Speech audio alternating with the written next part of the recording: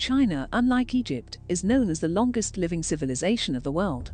The late Professor Lucian Pye at MIT used to famously refer to China as a civilization pretending to be a state.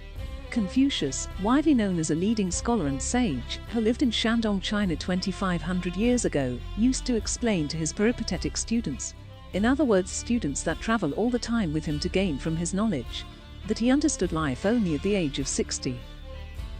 This self-revelation, that one can only understand life, not necessarily at 60, but at the later stages of one's life, is one of the most important contributions of Chinese civilizations, or Confucian thinking.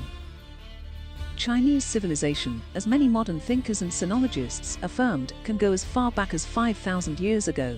Confucius himself explained that there was nothing monumental about his teachings, other than what he could reflect on the classics and lessons of another sage philosopher, King Zhu Wenhuang, who was one of the founders of the earliest and mythical Zhou dynasty.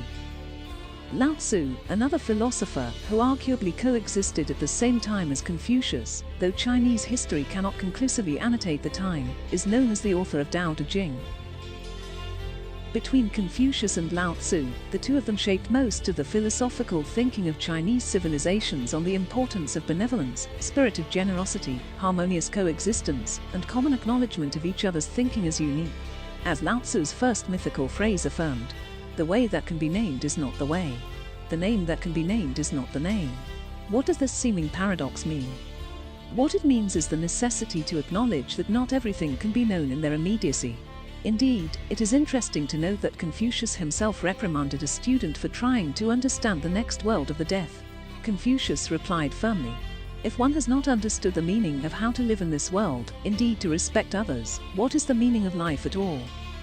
Thus the famous creed of Confucius, according to Professor Tu Weiming at Beijing University, who had previously taught at Harvard University, was "Do not do to others what you do not want others to do unto you." In other words, be patient, be giving, be gentle and nice, either to one's parents, teachers, or friends. The realm of the sacred is a space where human relationships are bonded and formed with reciprocal giving and respect. But this is done through constant practice over and again. It dictates the way one thinks, walks, eat, even speak.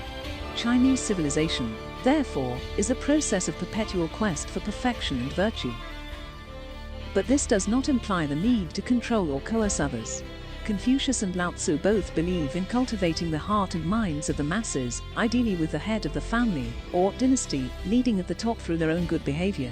Thus, anyone that leads the reins of the Chinese civilizations must constantly be chivalrous.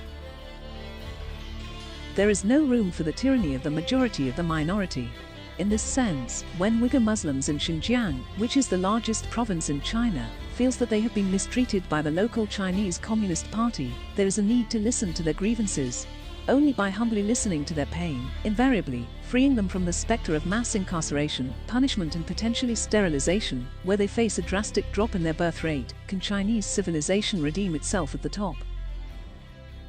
Uyghur Muslims have embraced Islam to be better humans too. Not all 10 to 12 million of them in Xinjiang are inclined to any radical motions of militancy. To treat all Uyghur Muslims as steel that must be bent without any mercy would be the biggest mistake of China and Chinese civilization, especially when the signature project of Chinese Communist Party, CCP, which is Belt and Road Initiative, does go through the maritime and continental heartland of the Muslim world that extended from Makassar in Morocco to Mindanao and the Philippines.